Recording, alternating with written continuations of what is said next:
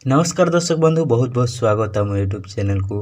दर्शक बंधु, संबलपुर रे कर्फ्यू बेले हिंसाकांड, घर ग्यारेज मध्य पोड़ीदेले। शुक्रवार मध्यराति प्रशासन पक्षरु कर्फ्यू घोषणा करा जायथिला।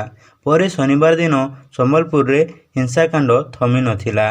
हेले रविवार शहर को पुणी हिंसाकांड फेरिछि। सहरर तमलापड़ा रानी बगीचारे रविवार दिन प्राय 10टारे जड़े व्यक्ति घर भंगारुजा तथा जलापोड़ा होइछि। एहाकु केन्द्र करी पुलिस पक्षरु उक्त अंचल रे महिला मानक उपरु लाठीचालना भी होइछि। राति 10टा बेलकु गेंगुटीपाली पाखरे थिबा एक बड़ ग्यारेज निया मध्य लगा जायथिला। अग्निशम बाहिनी घटनास्थल रे पहुंची नियाकु आयत्त करिथिले।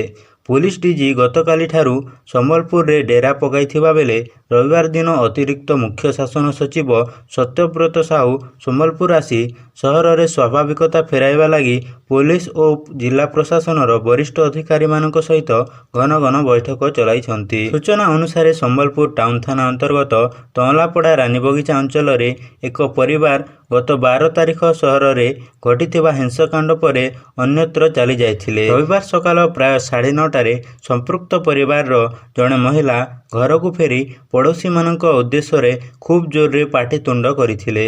एहाकु नै सेटारे उत्तेजना प्रकाश पाइथिला। केतक व्यक्ति घर को पसी भंगारुजा करथिले। परे उत्तक्त लोक माने सही घरे निया लगाई देथिले।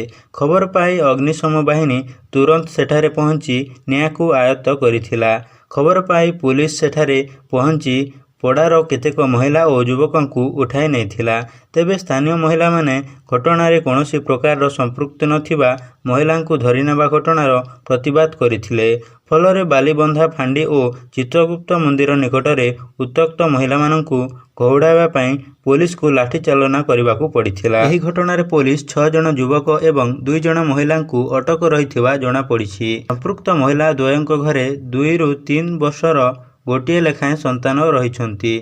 सेहीपरि गेंगुटीपाली ग्यारेज रे घटिथिबा अग्निकांड रे निया लिभाइबाकू अग्निशम बाहिनी अक्लांत परिश्रम करी सफल पाइथिले हैं एथिरे व्यापक क्षयक्षति होइथिबार जणा पड़िछि। गतकाली ठारू 2 जन पुलिस एडीजी सहित संबलपुर रे कैंप करिथिबा पुलिस डीजी सुनील बंसल रविवार दिन सारा पुलिस अधिकारी सहित घन घन आलोचना करथिले। एपटे अतिरिक्त मुख्य शासन सचिव श्री साहू सहित मध्य तांकर आलोचना होइथिला।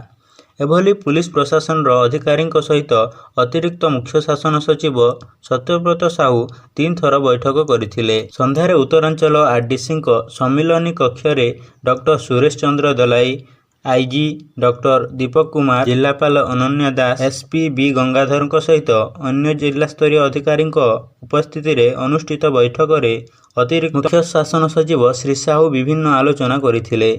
एही अवसर रे गणमाध्यम को देइथिबा प्रतिक्रिया रे से सहरर स्थिति एवं नियंत्रणाधीन रहिछि बोली कहबा सह लोकंकु भाईचारा और समन्वय बजाय रखिबाकू निवेदन करथिले। इंटरनेट सेवा सहित अनेक विषय रे आलोचना होइथिबा बेले जिला प्रशासन ठीक समय रे ठीक निष्पत्ति नेब बोली श्री साहू कहिसंती।